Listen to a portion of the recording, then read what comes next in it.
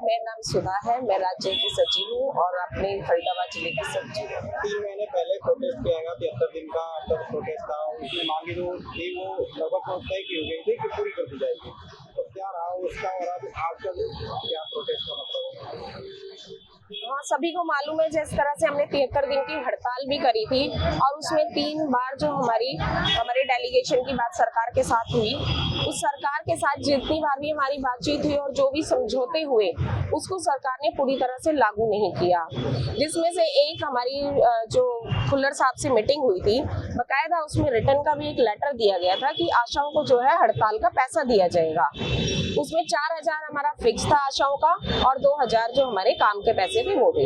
तो सरकार ने 2000 तो हमें दे दिए, पर जो हमारी 4000 फिक्स की फाइल थी वो रोक ली है। और जहां तक हमें पता चला है, ये जानबूझ के ये सरकार का जो अंदर ये चल रहा है कि भाई आशाओं को 4000 जो मानदेय मिलता है वो नहीं दिया जाएगा। तो हम ये कहना चाहते हैं कि कम से कम ये सरकार जो कहती है, जो रिटर्न में देती है, कम से कम उसको तो पूरा करे। 73 दिन की हड़ताल के बाद भी इनका ये रवैया है कि आज सरकार से ये बातचीत करना नहीं चाह रहे हैं।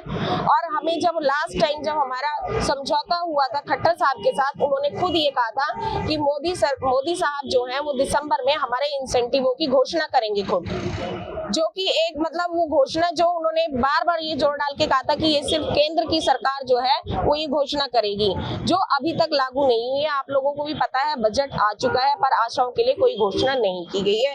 हम भी इंतजार कर रहे हैं, पर इंतजार ये है कि जब चुनाव आने वाला है, चुनाव का टाइम आ गया है, आचार संहिता लग जाएगी, उसके बाद कुछ नहीं हो सकता, कोई अनाउंसमेंट नहीं हो सकती। तो इसलिए हम भी अपनी कोशिश कर रहे हैं। और कल यही था कि हम एमडी के यहाँ पे जा रहे थे पंचकुला, और एक छोटा सा प्रोटेस्ट था, प्रदर्शन था, शांतिपूर्ण प्रदर्शन करते हम अपनी मांग रखते, अपनी बातचीत करते, पर सरकार का जो दमनकारी रवैया है वो बहुत ही गलत रहा।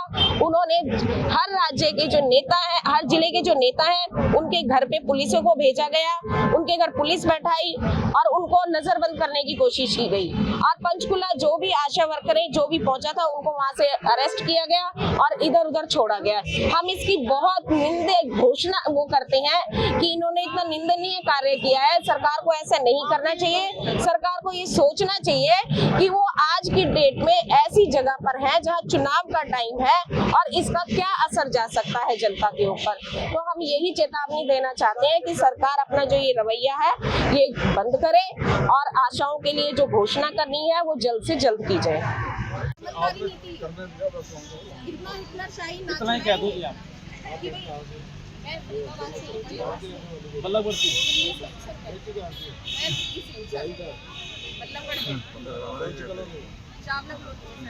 आपके हल्के में है जी। और बताओ आप क्या आप ये पूछ रहे कहीं और हल्के की तो नहीं है।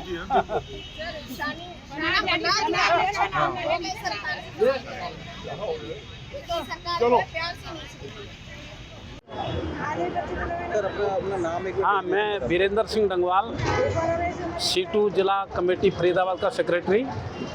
आज हम यहाँ पर कैबिनेट मंत्री श्री मूलचंद शर्मा के निवास पर जा रहे हैं प्रदर्शन करते हुए, क्योंकि कल हमारा CITU से संबंधित आशा वर्कर यूनियन का डायरेक्टर पंचकुला के आगे विरोध प्रदर्शन का कार्यक्रम था।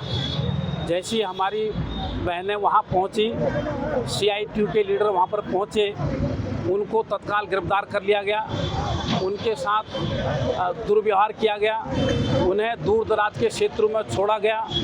मतलब लोकतंत्र में आप अधिकारियों के आगे अपनी लंबित मांगों की प्राप्ति के लिए जो 73 दिन तक लगातार हड़ताल की, उसके बाद लिखित में समझौता हुआ, उस समझौते को लागू नहीं किया जा रहा है। जब समझौता लागू नहीं हो रहा है, उसको लागू कराने के लिए, याद दिलवाने के लिए हम वहाँ पर गए और DG NRHM के दफ्तर के आगे खड़े भी सरकार नहीं होने दे रही है। तो इससे और घोर अन्याय क्या हो सकता है। इसलिए आज हम प्रदेश के माननीय कैबिनेट मंत्री मूलचंद शर्मा जी के निवास पर ही नहीं, पूरे हरियाणा प्रदेश में जितने भी विधायक हैं, भारतीय जनता पार्टी की सरकार है हरियाणा में, उसके जितने MLA हैं, तमाम के आवासों पर जाकर के प्रोटेस्ट कर रहे हैं। कि हमारी मांगों के लिए पहले जो समझौता हुआ उस समझौते को लागू नहीं किया गया। अब समझौता लागू करने की बात को लेकर आंदोलन कर रहे हैं, तो उसमें फिर सरकार की तरफ से गिरफ्तारियां की जा रही हैं जो नाजायज़ हैं। यदि इसी तरह का सरकार का रवैया रहा तो हम स्पष्ट कहना चाहते हैं, जितना भी पोलियो पिलाने का कार्यक्रम आगे आ रहा है, आशा वर्कर यूनियन उस पोलियो के प्रोग्राम को पिलाने के कार्यक्रम में भी शिरकत नहीं करेंगी, क्योंकि उनके साथ घोर अन्याय हो रहा है। फैसले लागू सरकार नहीं करती है, काम इतना बढ़ा दिया गया है, ऑनलाइन वर्कलोड बढ़ रहा है। सरकार के कार्यकाल, कोरोना के कार्यकाल में इन हमारी बहनों ने जो काम किया, आशा वर्कर्स ने वो ऐतिहासिक काम किया, उसको तो उस काम की प्रोत्साहन भी उसकी हुई, चर्चा भी हुई, उसका पूरे देश के स्तर पर WHO ने भी उसकी सराहना की, अच्छा काम आशा वर्कर ने किया। उसके बावजूद भी उन्हें प्रताड़ित किया जाता है, उन्हें परेशान किया जाता है और अपनी आवाज़ को उठाने से रोका जाता है। इसके खिलाफ आज हम आंदोलन करेंगे और ज्ञापन देंगे। धन्यवाद। जिला पार्षद सदन की बैठक थी और उसमें काम नहीं हो पा रहा है, इसको लेकर के पार्षदों ने नाराजगी जताई, लोग बाहर निकल आए। क्यों ऐसा हो रहा है? सरकार क्यों नहीं देती? नहीं, देखो, इसमें कुछ टेंडर्स थे जिसमें कोई टेंडर के लिए कॉन्ट्रैक्टर नहीं आए, तो उसमें दिक्कत आ रही है कि भाई कॉन्ट्रैक्टर जब तक नहीं आएगा किसी टेंडर में तो वो उसको इसको टेंडर को नहीं अलॉट कर सकते। तो अभी यही डिसाइड किया है, यहाँ CO थे हमारे और सारे हमारे जिला पार्षद और जिला पार्षद चेयरमैन कि भाई जिसमें अगर कोई टेंडर लेने नहीं आता है तो उसका किसी से टेंडर भरवा के उसको अप्रूवल दी जाए, और जिससे जो काम रुके पड़े हैं, जो काम नहीं हो पा रहे, उनको दोबारा से या तेज़ी से किया जाए।